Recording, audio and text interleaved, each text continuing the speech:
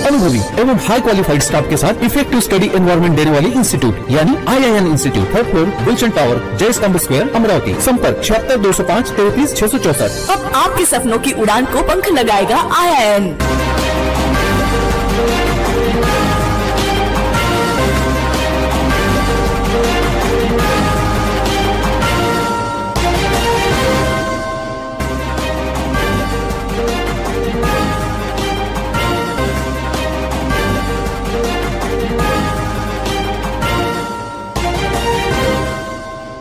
नमस्कार, सिटी न्यूजच्या बातमीपत्रात प्रेक्षकांचं मनपूर्वक स्वागत। आज दिनांक 28 जून 2024, वार शुक्रवार। बातमीपत्राची सुरुवात करूया सुविचार मालेने। ज्याला दुःखाची जाणीव असते त्याला सुखाची किंमतही असते, म्हणून आपण जे दिवस काढले आहे त्याची नेहमी जाणीव ठेवावी। आजचा सुविचार आपण बघितला। आता बघूया बातमीपत्रातील ठळक बातम्या।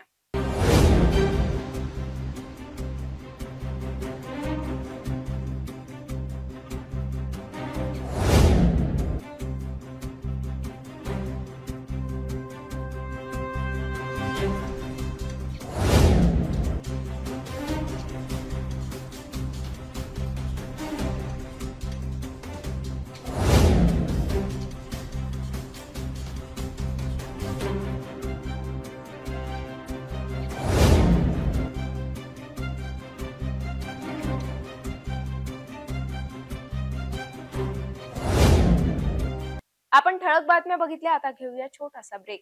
किचन गृहिणी से जुड़ा एक अटूट हिस्सा, जहां उसे मिले हर एक चीज अपनी सही जगह पर। इसलिए Amba stainless steel kitchen trolley आपको लगने वाली साइज अनुसार, आपके किचन के अनुसार, बिल्कुल आपकी इच्छा अनुसार उच्चतम क्वालिटी के किचन ट्रॉलीज मैन्युफैक्चरिंग से सीधे आप तक, यानी 100% वाजिब दाम, ना देखभाल की जरूरत, ना जंग लगने की परेशानी, आसानी से वॉश करने हेतु उत्कृष्ट कैरियर सिस्टम, साथ ही स्टेनलेस स्टील जीना रेलिंग, डेकोरेटिव ग्रिल एवं गेट भी हम बना कर देते हैं। Amba stainless steel kitchen trolley, Dastur Nagar Chowk के पास, MIDC road, Amravati, Maharashtra. Break नंतर बघूया सविस्तर बातम्या। अजय मंगल कार्यालयाकडे शांतीनगर मार्गे जाणाऱ्या एका इसमाला चौघांनी अडवून त्याला चाकूचा धाक दाखवून लूटमार केली आहे। गेल्या 17 जून रोजी मोतीनगरात राहणारे फिर्यादी संदेश मेश्राम हे दुचाकीने शांतीनगर मार्गाने घराकडे जात असताना त्यांना अजय मंगल कार्यालयाजवळ दोघांनी अडविले। वडाळी राहणारा आरोपी अंकुश गोंडाने, यशोदानगर राहणारा वेदांत मेश्राम तर संजय गांधी नगर राहणारा प्रणय मेश्राम, बेनोडा राहणारा रुपेश उर्फ जग्ग्या सय्याम यांनी मिळून फर्यादीला अडविले। वेदांत मेश्राम याने चाकू काढून धाक दाखविला तर इतरांनी मारहाण करून फिर्यादीच्या खिशातील 2800 रुपये हिसकावून पळ काढला। फिर्यादीने फैजलपुरा पोलीस स्टेशन गाठून तक्रार दिल्याने पोलिसांनी चौघांविरुद्ध कलम गुन्हे दाखल करून आरोपीच्या शोधात लागले। या दरम्यान शहर गुन्हे शाखा युनिट 2 चे पथक पेट्रोलिंगला असताना त्यांना 2 आरोपीबाबत गुप्त माहिती मिळाली असता पोलीस पथकाने सापळा रचून दोघांना मोठ्या शिताफीने ताब्यात घेतले। यात वडाळी राहणारा 24 वर्षीय आरोपी अंकुश विजय गोंडाणे, बेनोडा राहणारा 22 वर्षीय रुपेश उर्फ जग्ग्या युवराज सय्याम या दोघांना अटक करून फैजलपुरा पोलिसांच्या हवाली केले। ही कारवाई पोलीस आयुक्त नवीनचंद्र रेड्डी, पोलीस उपायुक्त कल्पना बारवकर यांच्या आदेशाने गुन्हे शाखा पोलीस निरीक्षक राहुल आठवले यांच्या नेतृत्वात सहाय्यक पोलीस निरीक्षक महेश इंगोले, सत्यवान भुयारकर, पोलीस उपनिरीक्षक संजय वानखडे, पोलीस कर्मचारी राजेंद्र काडे, जावेद अहमद, दीपक सुंदरकर, गजानन ढेवले, मंगेश शिंदे, संग्राम भोजने, नईम बेग, चेतन कराडे, योगेश पवार, निलेश वंजारी आदी कर्मचाऱ्यांनी कारवाई केली।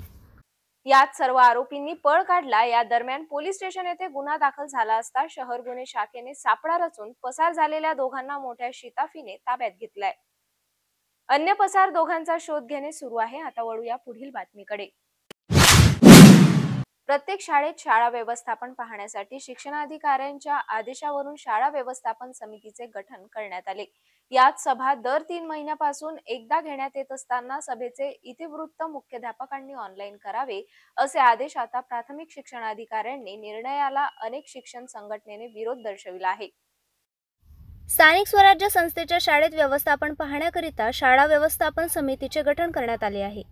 याच्या सभा दर 3 महिन्यातून एकदा घेण्यात येत होत्या, पण अमरावती जिल्हा शिक्षण व प्रशिक्षण संस्थेचे प्राचार्य व प्राथमिक शिक्षणाधिकारी यांच्या स्वाक्षरीने दरमहा सभा घेऊन सभेचे इतिवृत्त मुख्याध्यापकांना ऑनलाईन करावे असे आदेश दिले आहे. याला अमरावती जिल्ह्यातील मुख्याध्यापक यांनी विरोध केला असून हा आदेश रद्द करण्याची मागणी महाराष्ट्र राज्य प्राथमिक शिक्षण समितीचे जिल्हा अध्यक्ष गोकुलदास राऊत, जिल्हा सरचिटणीस संभाजी रेवाडे, राज्य प्रसिद्धी प्रमुख राजेश सावरकर, तालुका अध्यक्ष अजय पवार यांच्या शिष्टमंडळाने अमरावती विभागीय शिक्षण उपसंचालक, जिल्हा शिक्षण व प्रशिक्षण संस्थेचे प्राचार्य व प्राथमिक शिक्षणाधिकारी यांना निवेदनाद्वारे सादर केले. शिक्षण आयुक्त व शिक्षण संचालक यांचे कोणतेही लेखी आदेश दरमहा सभेचे नसताना असे आदेश देणे चुकीचे आहे. तसेच सभा घेऊन बैठकीची माहिती लिंकद्वारे भरण्याची सक्ती मुख्याध्यापक यांना केली आहे. शाळा व मुख्याध्यापक यांच्याकडे या बाबतीची सुविधा नाही. त्यांच्याकडे असणारा मोबाईल हा त्यांचा स्वतःचा आहे, म्हणून सदर बैठकीची माहिती दरमहा भरण्याची सक्ती करण्यात येऊ नये. तसेच दरमहा बैठका घेणे, त्यांचे इतिवृत्ती लिहिणे मुख्याध्यापक यांना शक्य नाही, कारण त्यांचे शैक्षणिक कार्य सोडून यातच वेळ जाईल. म्हणून शाळा व्यवस्थापन समितीच्या सभा त्रैमासिक घेण्याबाबतचे पत्र तत्काळ काढण्यात यावे अशी प्राथमिक शिक्षक समितीने मागणी केली आहे. हा आदेश रद्द करण्यात यावा अशा आशयाचे निवेदन अमरावती विभागीय शिक्षण उपसंचालक, जिल्हा शिक्षण व प्रशिक्षण संस्थेचे प्राचार्य व प्राथमिक शिक्षणाधिकारी यांना देण्यात आले आहे. आता वळूया पुढील बातमीकडे. महानगरपालिकेचे आयुक्त तसेच प्रशासक देविदास पवार यांच्या बदलीचे आदेश धडकले. त्यांची पदोन्नती पदावर बदली करून अमरावती विभागीय आयुक्तालयातील सह आयुक्त पदावर पवार यांची नियुक्ती करण्यात आली आहे. राज्यातील नगर विकास विभागाने बदलीचे आदेश देऊन बढतीवर बदली करण्याचे आदेश देण्यात आले आहे. मनपा प्रशासन राज असताना देविदास पवार यांनी आपली सूत्रे स्वीकारली होती. देविदास पवार हे आता विभागीय सह आयुक्त पदाची सूत्रे लवकरच हाती घेणार आहे. आता रिक्त मनपा आयुक्त पदावर कोणाची वळणी लागणार याकडे मनपा अधिकारी कर्मचाऱ्यांच्या नजरा लागल्या आहेत. आता वळूया पुढील बातमीकडे. पत्नी आजाराने त्रस्त, तिला वाचवण्यासाठी पतीची धडपड. अशातच पतीने आपल्या जीवनसाथीला जिवंत ठेवण्यासाठी स्वतःची किडनी दान केली आहे. दोघांना साथ दिली शहरातील प्रख्यात किडनी तज्ञ डॉक्टर अविनाश चौधरी यांनी. आपल्या रुग्णालयातील डायलिसिस सेंटर मध्ये यशस्वी शस्त्रक्रिया राबवून महिलेला जीवनदान मिळाले. योगायोग म्हणजे शस्त्रक्रियेच्या दिवशीच वटपौर्णिमेचा दिवस असल्याने त्याच दिवशी किडनी ट्रान्सप्लांट शस्त्रक्रिया यशस्वी राबवली. हिंदू पंचांगातील ज्येष्ठ महिन्यात येणारी पौर्णिमा हा दिवस वटपौर्णिमा म्हणून साजरा केला जातो. या दिवशी स्त्रिया वटपौर्णिमा नावाचे व्रत करतात. या व्रतादरम्यान विवाहित स्त्रिया आपल्या पतीला उत्तम आरोग्य लाभेल, दीर्घ आयुष्य प्राप्त व्हावे म्हणून वडाच्या झाडाखाली पूजा करतात. वडाच्या झाडाला प्रदक्षिणा घालतात. मात्र याच दिवशी एका पतीने आपल्या पत्नीला वाचवण्यासाठी किडनीची दान करून पत्नीचे प्राण वाचवल्याची सुखद घटना समोर येत आहे. यवतमाळ राहणारं दाम्पत्य डायलिसिस करिता खापर्डे बगीचा स्थित संकल्प हॉस्पिटलचे संचालक डॉक्टर अविनाश चौधरी यांच्यासोबत 6 महिन्यापूर्वी संपर्क साधला. 45 वर्षीय महिला किडनी आरोग्याने ग्रस्त होत्या. परिवारात व्यवसाय करणारे 54 वर्षीय पती आणि इंजिनियर असलेली पत्नीसह एक मुलगा एक मुलगी आहे. या दरम्यान पतीने आपल्या जीवनसाथीला वाचवण्यासाठी स्वतः किडनी दान करण्याचा निर्णय घेतला. पतीने पत्नीला स्वतःची किडनी दान देऊन नवीन जन्म दिल्याचा भास होऊन दोघांचा डॉक्टर चौधरी यांनी आणि इतर कर्मचाऱ्यांनी डायलिसिस सेंटर मध्ये पुनर्विवाह लावून आगळा वेगळा कार्यक्रमाचे पती पत्नी भावुक होऊन डॉक्टर चौधरी सह संपूर्ण रुग्णालय कर्मचाऱ्याचे आभार मानले आहे. ही ट्रान्सप्लांट प्रक्रिया 4 महिन्यात आटोपली आणि 8 दिवसांपूर्वी किडनी तज्ञ डॉक्टर अविनाश चौधरी यांनी किडनी ट्रान्सप्लांट केले. ही शस्त्रक्रिया करीत असताना तो दिवस वटसावित्री पौर्णिमेचा दिवस होता. याच दिवशी डॉक्टर चौधरी आणि त्यांच्या संपूर्ण टीमने यशस्वी किडनी ट्रान्सफर शस्त्रक्रिया पार पाडली. सर्व व्यवस्थित झाल्याने पती आणि पत्नीने रुग्णालयात प्रवेश केला असता नवऱ्याने आपल्या बायकोला किडनी देऊन तिला सुंदर पुनर्जन्म दिला म्हणून डॉक्टर अविनाश चौधरी यांनी पती आणि पत्नीचा परत एकदा पुन्हा विवाह करायला पाहिजे असं समजून ज्या दिवशी शस्त्रक्रिया राबवली त्याच दिवशी वटसावित्री पौर्णिमेचा दिवस होता. म्हणून आपल्या रुग्णालयातच दोघांना आमंत्रित करून त्यांचा पुनर्विवाह लावण्याचा कार्यक्रम आयोजित करण्यात आला. यावेळेस पती आणि पत्नीने एकमेकांच्या गळ्यात हार टाकून पत्नीने पतीचा आशीर्वाद घेतला. या दरम्यान दोघांच्या चेहऱ्यावर एक वेगळाच आनंद दिसून आला. यावेळी पती आणि पत्नी भावुक होऊन डॉक्टर अविनाश चौधरी यांच्यासह कर्मचाऱ्यांचे आभार मानले. आता वळूया पुढील बातमीकडे. सुपर स्पेशालिटी हॉस्पिटल येथील कार्डियाक कॅथलॅबसाठी 15 कोटींचा निधी मंजूर करण्यात आल्याने विभागातील सर्वसामान्य व गोरगरीब रुग्णांना हृदयरोगासंबंधीच्या आजारावर उपचारासाठी चांगली सुविधा उपलब्ध झाली आहे। याकरिता अमरावती विधानसभा मतदारसंघाच्या आमदार सुलभा खोडके यांनी सुपरमध्ये हायग्रेड कार्डियाक कॅथलॅबसाठी 15 कोटींचा निधी मंजूर करण्यात आला। सुपर स्पेशलिस्ट हॉस्पिटल अमरावती येथे नव्याने उभारण्यात आलेल्या कॅथलॅब येथे विविध वैद्यकीय संसाधनांची उपलब्धता करण्याला घेऊन अमरावतीच्या आमदार सुलभा संजय खोडके यांनी सातत्याने प्रयत्न केले। त्यांनी सुपर स्पेशलिस्ट हॉस्पिटल येथे कार्डियाक कॅथलॅबसाठी 15 कोटींचा निधी मंजूर करण्यात आल्याने विभागातील सर्वसामान्य व गोरगरीब रुग्णांना हृदयरोगासंबंधीच्या आजारावर उपचाराची चांगली सुविधा उपलब्ध झाली आहे। तसेच रुग्णालयातील अत्यावश्यक औषधी, ऑक्सिजन व सर्जिकल संसाधने आदींचे 4.50 कोटींचे प्रलंबित देयक सुद्धा मंजूर करण्यात आले। हृदयरोगांच्या उपचाराबरोबरच कॅन्सर उपचारासाठी रेडिओथेरपी आणि डी केअर किमोथेरपीचे युनिट सुद्धा सुरू होणार आहे। अमरावतीच्या सुपर स्पेशलिस्ट हॉस्पिटलला एम्सचा दर्जा मिळवण्यासाठी आमदार सुलभा खोडके यांचा पाठपुरावा सुरू असून लवकरच याला मूर्त रूप मिळणार असल्याने अमरावतीला नवीन आरोग्य संजीवनी मिळाली आहे। आमदार सुलभा खोडके यांनी सुपर हॉस्पिटलमध्ये वेळोवेळी बैठका घेऊन आरोग्य सुविधांच्या विस्तारीकरणासंदर्भात आढावा घेतला। या दरम्यान रुग्ण कल्याण नियामक मंडळाच्या बैठकांमध्ये सुद्धा याबाबत चर्चा करण्यात आल्याने जिल्हा नियोजनातून सुपर स्पेशालिटीला अत्यल्प निधी मिळत असल्याचे समोर येताच याबाबत आमदार महोदय यांनी शासनाकडे पाठपुरावा केला। सुपर हॉस्पिटलच्या कॅन्सर युनिटमध्ये रेडिओथेरपी आणि डी केअर केमोथेरपीसाठी 65 कोटी, हृदयरोग उपचारासाठी सुपर स्पेशालिटी हॉस्पिटलमध्ये कॅथलॅब 4.50 कोटी, MRI मशीनसाठी 15 कोटी, कार्डियाक कॅथलॅबमध्ये वैद्यकीय संसाधनांकरिता 15 कोटी आदी कामांचा समावेश आहे। यासह सुपर हॉस्पिटलच्या देखभाल व दुरुस्तीवर सुद्धा निधी मंजूर झाला असून रुग्ण व त्यांच्या नातेवाईकांसाठी सुद्धा रुग्णालय परिसरात चांगल्या सुविधा निर्माण करण्यात आल्या आहेत। या कारणांमुळे जिल्ह्याच्या आरोग्य सेवेला बळकटी मिळाली असून रुग्णांना नवसंजीवनी मिळाली आहे। अशात आता सुपर स्पेशालिटी रुग्णालयाला लवकरच एम्सचा दर्जा मिळणार असल्याचे मत आमदार सुलभा खोडके यांनी व्यक्त केले। आपल्या कार्यकाळात अमरावतीमधील सुपर हॉस्पिटलसाठी 100 कोटींचा निधी आणल्याची प्रतिक्रिया सुद्धा आमदार सुलभा खोडके यांनी स्पष्ट केली। आता वळूया पुढील बातमीकडे। शहरातील विदर्भ युथ वेलफेअर सोसायटी द्वारा संचालित बडनेरा येथील समाजकार्य महाविद्यालय वतीने 25 जूनला दीक्षांत समारंभाचे आयोजन करण्यात आले। उपस्थित मान्यवरांच्या हस्ते 2022-23 या वर्षीच्या विद्यार्थ्यांचे BSW 65, MSW 66, MA समाजशास्त्र 19 असे एकूण 3 अभ्यासक्रमाचे 150 पदवी प्रदान मान्यवरांच्या हस्ते करण्यात आली आहे।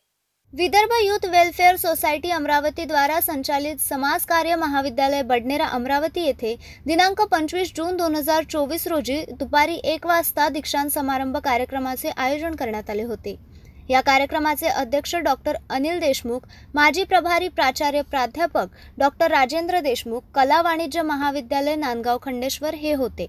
तर कार्यक्रमाचे उद्घाटक व मार्गदर्शक म्हणून माननीय डॉक्टर अंबादासजी मोहिते, अध्यक्ष मासवे संघटना महाराष्ट्र यांची विशेष उपस्थिती होती।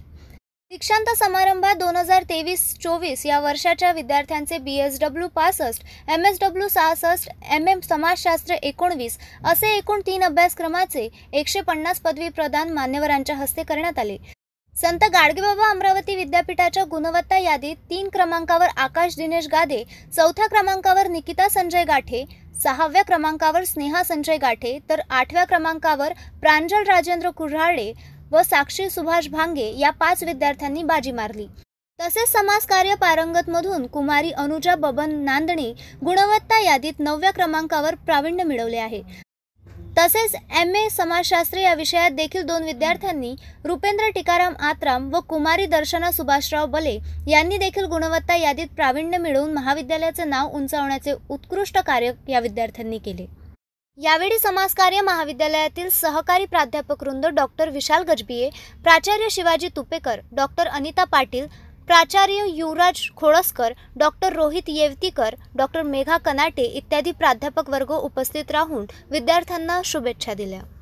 प्राचार्य शिवाजी तुपेकर, डॉक्टर अनिता पाटील, प्राचार्य युवराज खोळसकर, डॉक्टर रोहित येवतीकर डॉक्टर मेघा कनाटे इत्यादी प्राध्यापक वर्ग उपस्थित राहून विद्यार्थ्यांना शुभेच्छा दिल्या।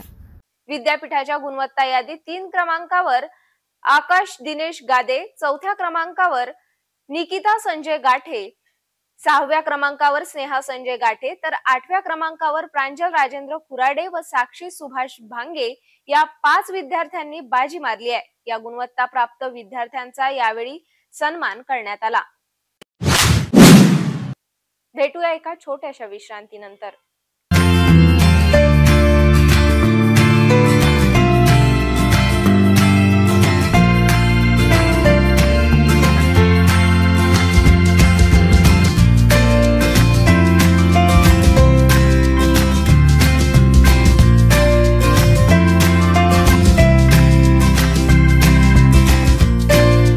संपूर्ण लग्न बसता आराधना जवाहर रोड अमरावती। विश्रांतीनंतर पुन्हा आपले स्वागत। शहरातील सिद्धार्थ मंगलम येथे महिला उद्योजकांनी तयार करण्यात आलेल्या विविध साहित्याचे स्टॉल लावून प्रदर्शनी लावण्यात आली। या प्रदर्शनीचे समाजसेवक नानक नेबनानीसह धर्मपत्नी ज्योती नेबनानी यांच्या हस्ते उद्घाटन करून सर्व महिला उद्योजकांना पुढील वाटचालीस शुभेच्छा देण्यात आल्या। माऊली ग्रँड प्रदर्शनीचे 28 जून रोजी समाजसेवी नानकभाई नेबनानीसह त्यांच्या धर्मपत्नी ज्योती नेबनानी यांच्या हस्ते मोठ्या उत्साहात उद्घाटन करण्यात आले। हा कार्यक्रम बडनेरा मार्गावरील सिद्धार्थ मंगलम येथे संपन्न झाला। दिनांक 28 जून ते 30 जून पर्यंत सिद्धार्थ मंगलम येथे 3 दिवसीय प्रदर्शनीचे आयोजन करण्यात आले। या प्रदर्शनीत विविध साडी, कपडे, ज्वेलरी, क्रीम, कॉस्मेटिक्ससह अनेक सुशोभी करणाऱ्या वस्तू आणि खानवळ पदार्थाचे स्टॉल लावण्यात आले। या प्रदर्शनीत अनेक महिला वर्गाने हजेरी लावली। या दरम्यान समाजसेवक नानकराम नेबनानी यांनी महिला वर्गासाठी नेहमीसाठी उद्योग क्षेत्राला प्रेरित करण्यासाठी स्थळ उपलब्ध करून देण्याचे आश्वासन दिले। त्या उद्घाटन समारंभात मी आणि माझी धर्मपत्नी ज्योती नेबनानी आणि मी नानकराम नेबनानी आलेलो आहो। अतिशय आनंद वाटला की महिला आपल्या उद्योगात प्रावीण्य दाखवित आहे आणि एक पाऊल पुढे जात आहे।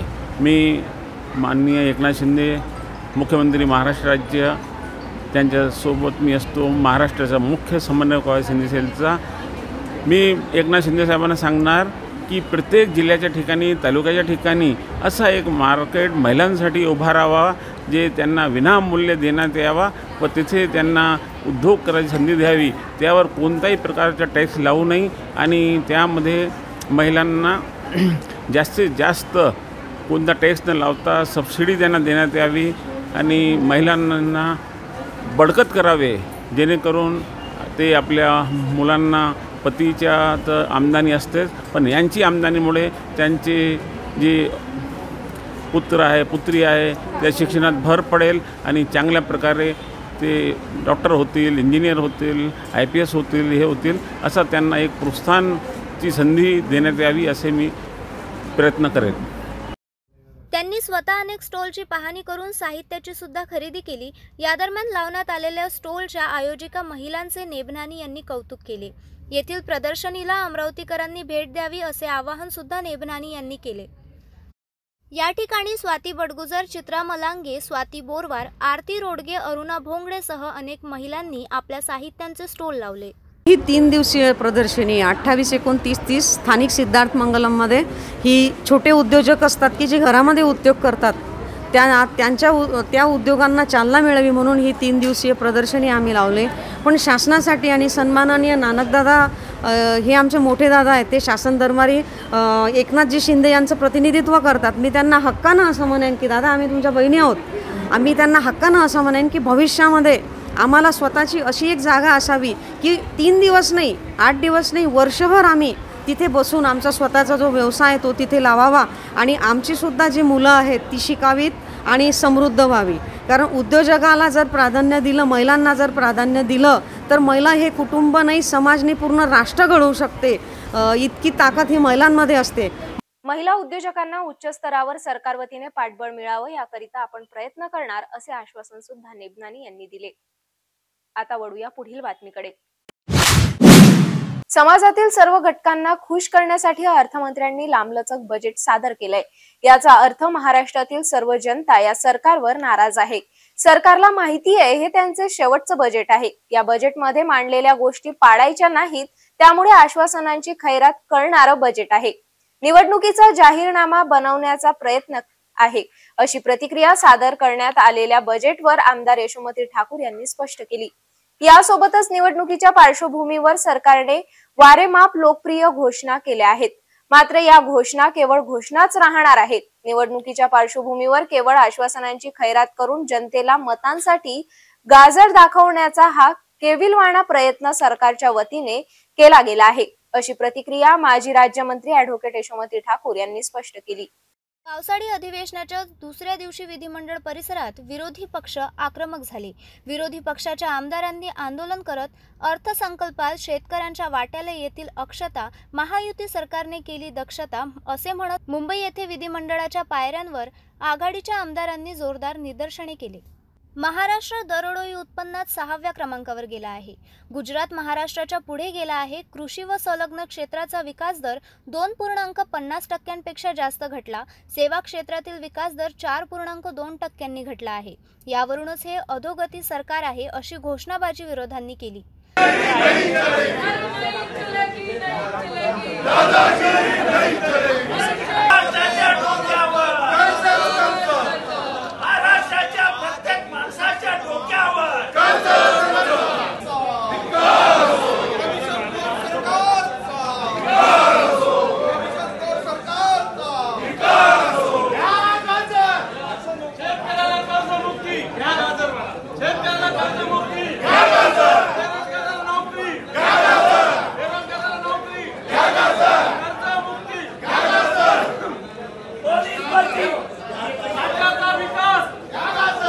अर्थसंकल्पात शेतकऱ्यांच्या वाट्याला येतील अक्षता, महायुती सरकारने केली दक्षता. अबकी बार महाराष्ट्रातील उद्योगधंदे सीमापार, शेजारी तुपाशी महाराष्ट्र उपाशी, शेतकरी झाला कर्जबाजारी, सरकार वसुलीती बेजारी असे फलक हातात घेत महाराष्ट्राला गुजरातच्या मागे टाकणाऱ्या सरकारचा धिक्कार असो, महाराष्ट्राला दिवाळखोरीत नेणाऱ्या सरकारचा धिक्कार असो, शेतकऱ्याला कर्जमाफी झालीच पाहिजे अशा घोषणाबाजी करत आंदोलन केले.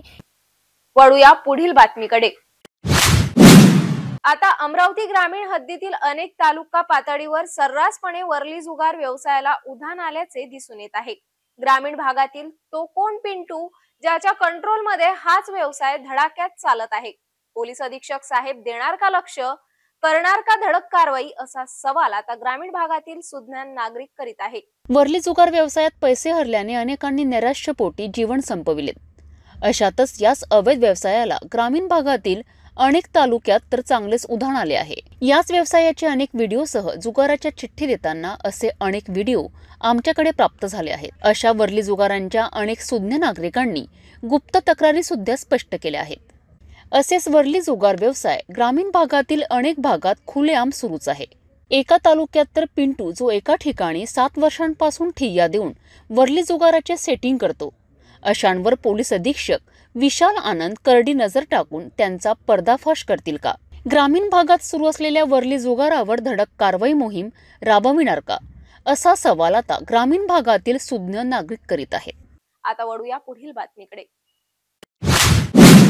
भातकुली तालुक्यातील साऊर येथील अल्पभूधारक शेतकरी सुनील चव्हाण यांनी आत्महत्या केल्याने त्यांच्या कुटुंबियांना कैलासवासी वसंतराव नाईक शेती स्वावलंबन मिशन अंतर्गत शेती उपयोगी साहित्य किटचे वितरण करण्यात आले. मिशनचे अध्यक्ष ॲडव्होकेट निलेश केशवराव हेलांडे यांच्या हस्ते साहित्याचे वितरण करण्यात आले आहे. भातकुली तालुक्यातील साहूर येथील आत्महत्याग्रस्त अल्पभूधारक शेतकरी सुनील जगन्नाथ चव्हाण यांच्या कुटुंबियास सांत्वन केले. या भेटीदरम्यान मान्यवरांनी आत्महत्याग्रस्त कुटुंबाशी चर्चा करून त्यांच्या अडचणी समजून घेतल्या व त्यांना शेती उपयोगी निविष्ठा व साहित्याच्या किटचे वितरण केले. यावेळी विभागीय कृषी सहसंचालक किसन मुळे, जिल्हा कृषी अधीक्षक राहुल सातपुते, प्रकल्प संचालक आत्माचे पदाधिकारी अर्चना निस्तानी, संचालक प्रादेशिक रेशमी कार्ड संचालक हेमंत लाडगावकर, जिल्हा जनसंपर्क अधिकारी महेंद्र गायकवाड, प्रमुख संत गाडगेबाबा अध्यासन केंद्राचे डॉक्टर दिलीप काळे, केंद्र अमरावती, श्री शिवाजी कृषी महाविद्यालय येथील प्राचार्य जितेंद्र दुर्गे, प्रमोद खर्चान, तालुका कृषी अधिकारी भातकुली, मंडळ कृषी अधिकारी, कृषी सहाय्यक व कृषी पर्यवेक्षक, मंडळ अधिकारी व तलाठी उपस्थित होते. यावेळी सुनील जगन्नाथ चव्हाण यांच्या कुटुंबियांचे सांत्वन सुद्धा करण्यात आले. आता वळूया पुढील बातमीकडे. अकोला शहरात असलेला न्यू आळशी प्लॉट परिसर हा उच्चभ्रू परिसर म्हणून समजला जातो. मात्र याच परिसरात राहणारे प्रसिद्ध उद्योजक नवल केडिया यांच्याच घराला दरोडेखोरांनी टार्गेट करून लाखोंचा मुद्देमाल चोरी करून पसार झाले. घरातील सदस्यांना शस्त्राचा धाक दाखवून लाखोंचा मुद्देमाल घेऊन सोबत आणलेल्या कारने पसार झाले. ही खळबळजनक घटना गुरुवारी रात्री घडली. अकोला शहरातील उच्चभ्रू वस्ती असलेल्या व जिल्हा पोलीस अधीक्षक कार्यालयानजीकच्या न्यू आळशी प्लॉट येथील रहिवासी प्रख्यात उद्योजक नवल केडिया यांच्या निवासस्थानी दरोडेखोरांनी शस्त्रांचा धाक दाखवून लाखो रुपयांचा मुद्देमाल लंपास केल्याची घटना गुरुवारी रात्री घडली. दरोडेखोरांनी 4 चाकी वाहनातून पळ काढला. खदान पोलीस स्टेशनच्या हद्दीत येणाऱ्या न्यू आळशी प्लॉटमध्ये उद्योजक नवल केडिया यांच्या निवासस्थानी गुरुवारी रात्री 10:30 ते 11 वाजण्याच्या सुमारास 4 चाकी वाहनातून आलेल्या 4 ते 5 दरोडेखोरांनी घरात प्रवेश केला. दरोडेखोरांनी कुटुंबातील सदस्यांना शस्त्रांचा धाक दाखवून सोन्याचे दागिने व रोख रक्कम लंपास केली. या घटनेमुळे केडिया कुटुंबीय दहशतीच्या सावटाखाली आहे. घटनेची माहिती मिळताच पोलीस अधीक्षक बच्चन सिंग, उपविभागीय पोलीस अधिकारी सतीश कुलकर्णी यांच्यासह स्थानिक गुन्हे शाखेचे पोलीस निरीक्षक शंकर शेळके, खदान पोलीस स्टेशनचे पोलीस निरीक्षक गजानन धनगर यांच्या ताफ्यासह केडिया यांच्या निवासस्थानी दाखल झाले होते. रात्री उशिरापर्यंत गुन्हा दाखल करण्याची कार्यवाही सुरू होती. खदान पोलीस स्टेशन अंतर्गत येणाऱ्या सहकार नगरमध्ये एका उद्योजकाकडे धाडसी चोरी झाल्याची घटना 6 मे रोजी उघडकीस आली होती. त्यानंतरही या पोलीस स्टेशनच्या हद्दीत अनेक चोऱ्या झाल्या. आता न्यू आळशी प्लॉटमध्ये पडलेल्या सशस्त्र दरोड्यांमुळे खदान पोलीस ठाण्यातील गोपनीय शाखेच्या कार्यक्षमतेवर प्रश्नचिन्ह निर्माण झालाय. परिसरात आता दहशतीचे वातावरण पसरले आहे. पोलिसांनी घटनास्थळ गाठून पंचनामा केला तर सीसीटीव्ही कॅमेऱ्याची पाहणी करून आता पोलीस आरोपीच्या शोधात लागले आहे. आता वळूया पुढील बातमीकडे. संपूर्ण महाराष्ट्रभर हलक्या व मध्यम स्वरूपाच्या पावसाच्या सरी कोसळणार असून विदर्भात बहुतेक ठिकाणी पावसाची शक्यता वर्तविण्यात येत आहे.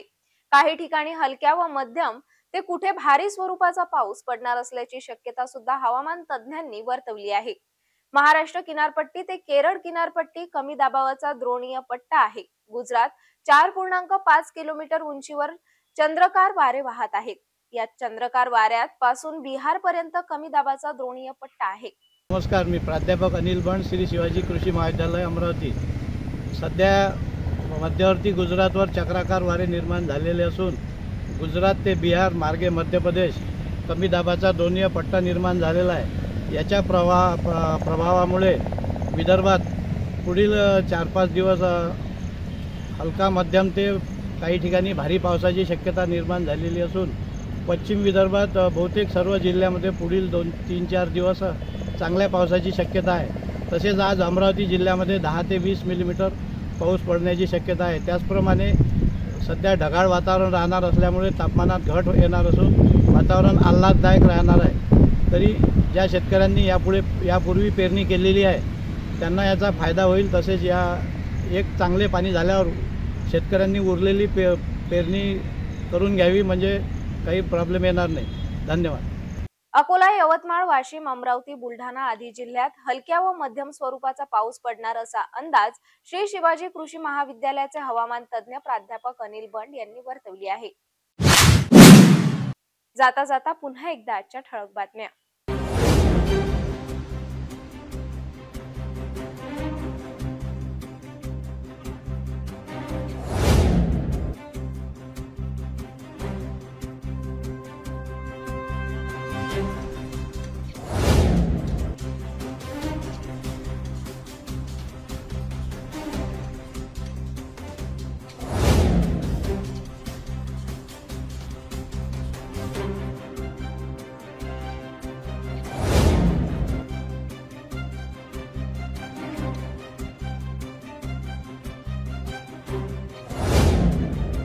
आपण आता सिटी न्यूज चॅनल जिल्हाभरातील दर्शक आपल्या टीव्हीवर सुद्धा बघू शकता. यामध्ये next setup box channel number 117, Jio setup box channel number 872, GTPL setup box channel number 73, Fastway setup box channel number 256.